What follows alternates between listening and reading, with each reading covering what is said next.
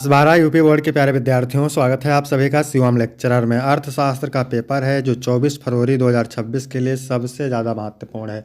मेरे प्यारे बच्चों, पूरा पेपर एकदम अच्छे से आंसर के साथ हल करके आपको बताने वाले हैं, तो आप लोग वीडियो को पूरा अंत तक देखिएगा। मोस्ट इंपॉर्टेंट है बोर्ड एग्जाम के लिए।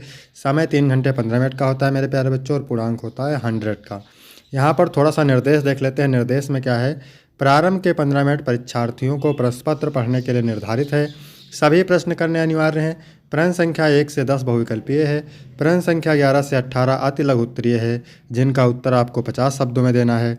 प्रश्न संख्या 19 से 24 लघु उत्तरीय है, जिनका उत्तर आपको 150 शब्दों में, तथा प्रश्न संख्या 25 से 27 विस्तृत उत्तरीय है, जिनका उत्तर आपको लगभग 300 शब्दों में देना है। सभी प्रश्नों के निर्धारित अंक उसके सामने अंकित हैं कि कौन सा प्रश्न कितने अंक का है। तो सभी लोग वीडियो को लाइक करेंगे, चैनल पर नए होंगे चैनल को सब्सक्राइब करेंगे, शेयर करेंगे। चलिए वीडियो को शुरू करते हैं। सबसे पहले बहुविकल्पीय प्रश्न। तो प्रश्न नंबर 1 है, बेरोजगारी से संबंधित मुद्दों का अध्ययन किया जाता है व्यष्टि स्तर पर, समष्टि स्तर पर, व्यष्टि के साथ साथ समष्टि स्तर पर, इनमें से कोई नहीं। तो बेरोजगारी से संबंधित मुद्दों का अध्ययन किया जाता है समष्टि स्तर पर। खा ऑप्शन बिल्कुल राइट हो जाएगा। इसके बाद प्रश्न नंबर 2 है, निम्नलिखित में से कौन एक अनादिमान वक्र की सही विशेषता है? 1. तटस्थ वक्र मूल बिंदु के प्रति अवतल होती है। अनादिमान वक्र सदैव ऊपर बाईं ओर से नीचे दाहिनी ओर ढलवा होते हैं। 2. अनादिमान वक्र सदैव एक दूसरे के समांतर नहीं होते हैं। 2. अनादिमान वक्र एक दूसरे को काट सकते हैं। तो निम्नलिखित में से कौन एक अनादिमान वक्र की सही विशेषता है? तो आपका राइट आंसर हो जाएगा खा वाला। अनादिमान वक्र सदैव ऊपर बाईं ओर से नीचे दाहिनी ओर ढलवा होते हैं। इसके बाद प्रश्न नंबर 3 है, डेल्टा अक्षर दर्शाता है वृद्धि, कमी, परिवर्तन, शून्य। तो जो डेल्टा अक्षर है वो परिवर्तन दर्शाता है। गा ऑप्शन राइट हो जाएगा। इसके बाद प्रश्न नंबर 4 है, औसत लागत कर अंग्रेजी वर्णमाला के निम्नलिखित अक्षर यू के आकार का होता है, वी के आकार का होता है, सी के आकार का होता है, यल के आकार के होता है। तो औसत लागत कर अंग्रेजी वर्णमाला के निम्नलिखित अक्षर यू के आकार का होता है। पहला ऑप्शन राइट हो जाएगा। इसके बाद 5वां नंबर है, अनिवार्य वस्तुओं की मांग की कीमत लोच होती है। 1 से अधिक, 1 के बराबर, 1 से कम, इनमें से सभी। तो अनिवार्य वस्तुओं की मांग की कीमत लोच होती है 1 से कम। तीसरा ऑप्शन करेक्ट हो जाएगा। इसके बाद प्रश्न नंबर 6 है, the general theory of employment, interest और मनी के लेखक का नाम है? Marshall, Adam Smith, Fisher, Keynes. तो the general theory of employment, interest और मनी के लेखक का है नाम कीन्स। चौथा ऑप्शन राइट हो जाएगा। प्रश्न नंबर 7 है, निम्नलिखित में कौन से राष्ट्रीय आय की गणना करने की विधि है?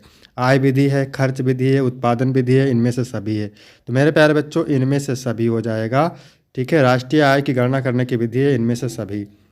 इसके बाद प्रश्न नंबर 8 है, निम्नलिखित में से कब हमारे देश में विमुद्रीकरण की नीति अपनाई गई थी? नवंबर 2015, नवंबर 2016, नवंबर 2017, नवंबर 2018।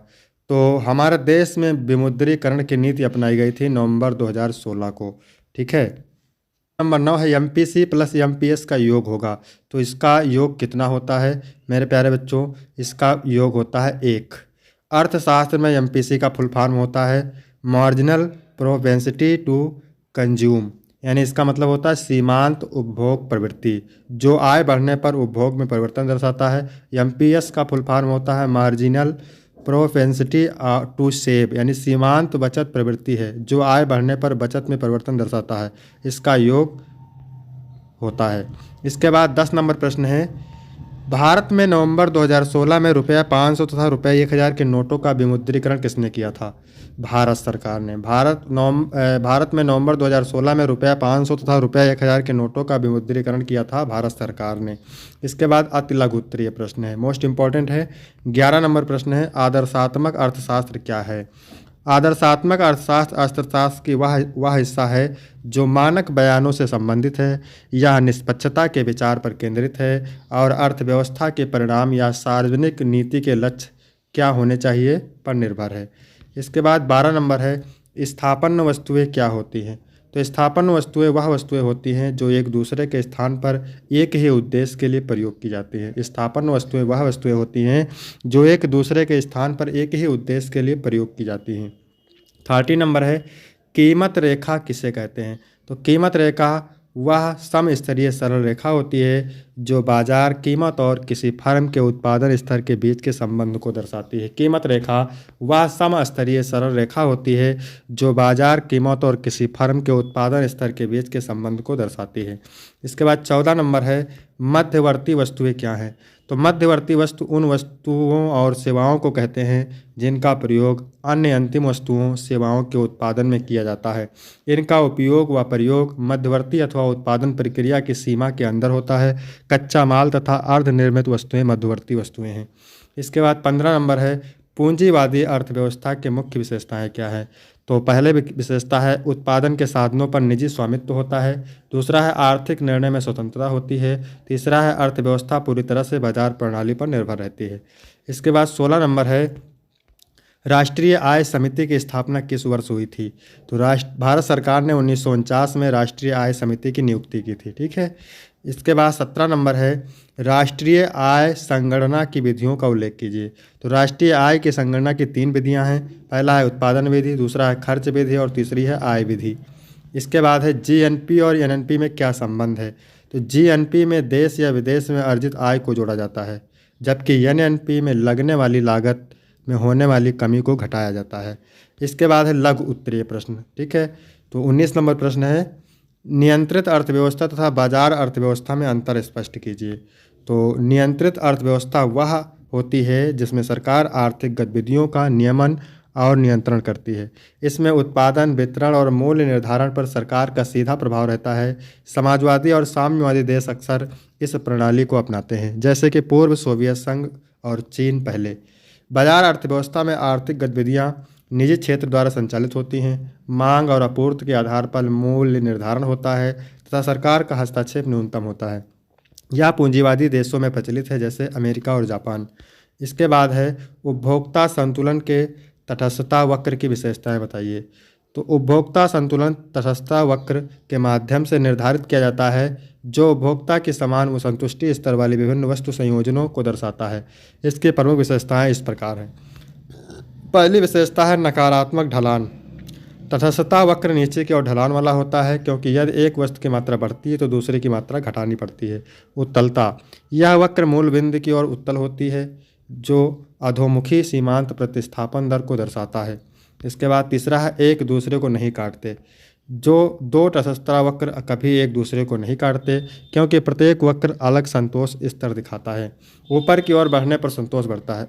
उच्च तटस्थता वक्र अधिक संतुष्टि को दर्शाता है। इसके बाद में है 21 नंबर प्रश्न, उत्पादन लागत का अर्थ बताइए। इसके अंतर्गत किन किन मदों को शामिल किया जाता है। उत्पादन लागत से तात्पर्य उन समस्त खर्चों से है जो किसी उत्पाद या सेवा के उत्पादन में वहन किए जाते हैं। इसमें कच्चा माल, श्रम पूंजी, मशीनरी, परिवहन आदि की लागत शामिल होती है। उत्पादन लागत में मुख्य रूप से निम्नलिखित मदें सम्मिलित होती हैं। पहली मद है स्थिर लागत, जैसे किराया, वेतन, बीमा आदि, जो उत्पादन स्तर पर निर्भर नहीं करते। परिवर्ती लागत, जैसे कच्चा माल, बिजली, श्रम आदि, जो उत्पादन के साथ बदलते हैं। अप्रत्यक्ष लागत, विज्ञापन, प्रशासनिक खर्च आदि। अवसर लागत, किसी अन्य विकल्प को छोड़ने से होने वाला संभावित लाभ। इसके बाद है 22 नंबर, सकल निवेश एवं शुद्ध निवेश में भेद कीजिए।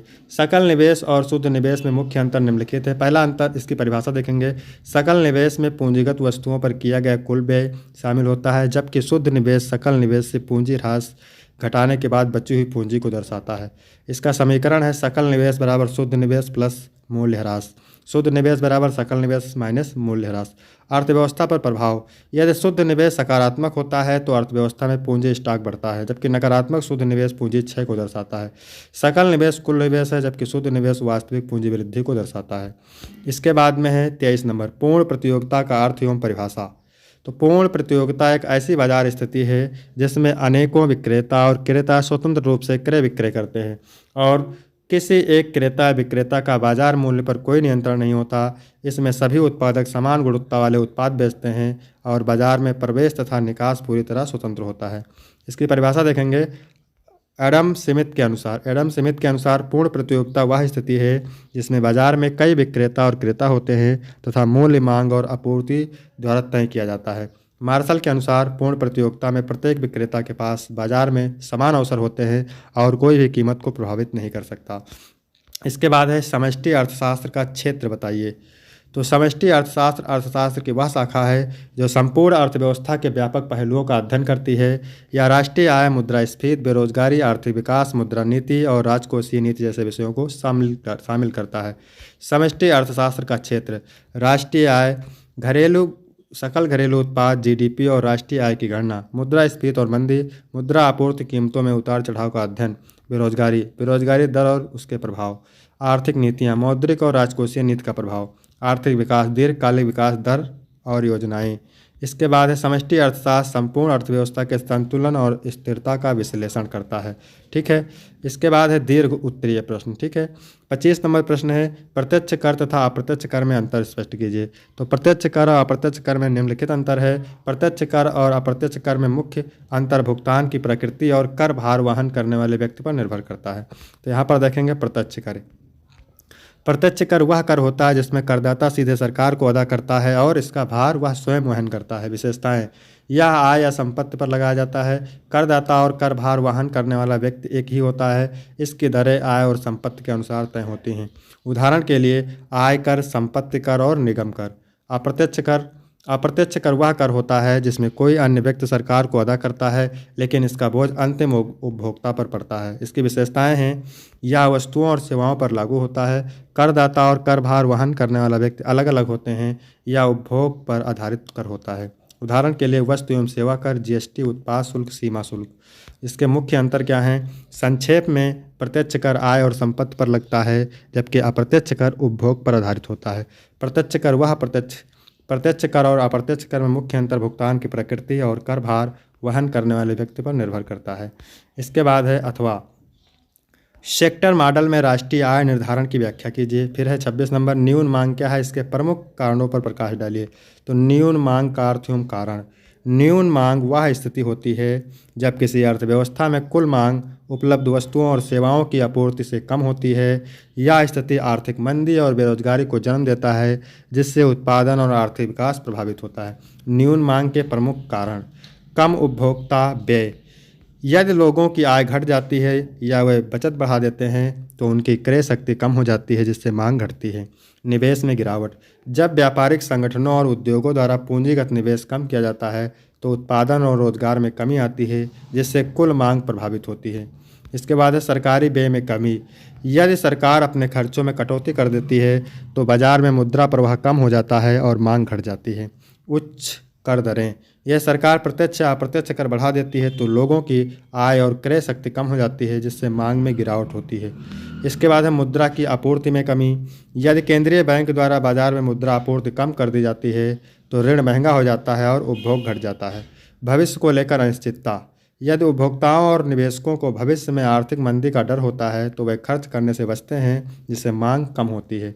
इसके बाद है अथवा करके दिया है गुणक का क्या होता है, इसके क्रियाविधि को एक उदाहरण सहित समझाइए। 27 नंबर है राजस्व बजट तथा पूंजी बजट में अंतर स्पष्ट कीजिए। राजस्व बजट की प्राप्तियां तथा खर्चा का वर्णन कीजिए। अथवा पूंजी खाता क्या होता है, विस्तृत विवेचना कीजिए। चलिए देखते हैं पूंजी खाता। ठीक है, पूंजी खाता किसी देश के भुगतान संतुलन का एक प्रमुख घटक होता है जो विदेशी परिसंपत्तियों और देनदारियों में होने वाले वित्तीय लेन देन को रिकॉर्ड करता है। यह दर्शाता है कि किसी देश में विदेशी निवेश कितना आ रहा है और देश से बाहर कितना जा रहा है। पूंजी खाते के घटक। प्रत्यक्ष विदेशी निवेश। जब कोई विदेशी कंपनी किसी देश में दीर्घकालिक निवेश करती है जैसे कारखाने स्थापित करना, उदाहरण के लिए टेस्ला का भारत में मैन्युफैक्चरिंग प्लांट लगाना। दूसरा है विदेशी पोर्टफोलियो निवेश। जब विदेशी निवेशक किसी देश के शेयर बाजार, ब्रांड या अन्य वित्तीय साधनों में निवेश करते हैं या अल्पकालिक निवेश करता है। इसके बाद दूसरा है ऋण और उधारी। जब सरकार या निजी कंपनियां विदेशी कर्ज लेती हैं या देती हैं भारत सरकार द्वारा विश्व बैंक से लिया गया ऋण, उदाहरण के लिए। फिर है विदेशी मुद्रा भंडार। किसी देश के केंद्रीय बैंक द्वारा विदेशी मुद्रा और स्वर्ण भंडार में किया गया परिवर्तन। अप्रतिदेय अनुदान। स्थायी संपत्ति खरीदने या बेचने से संबंधित अनुदान। इसके बाद है पूंजी खाता संतुलन और महत्व। यदि पूंजी खाता अधिशेष में है तो इसका मतलब है कि देश में अधिक विदेशी निवेश आ रहा है। यदि यह घाटे में है तो इसका अर्थ है कि देश से पूंजी बाहर जा रही है। तो यहाँ तक वीडियो कंप्लीट होता है मेरे प्यारे बच्चों। वीडियो कैसा लगा? वीडियो अच्छा लगा हो तो वीडियो को लाइक करेंगे, चैनल को सब्सक्राइब करेंगे। फिर मिलते हैं आपको अगली वीडियो में, तब तक के लिए जय हिंद, जय भारत।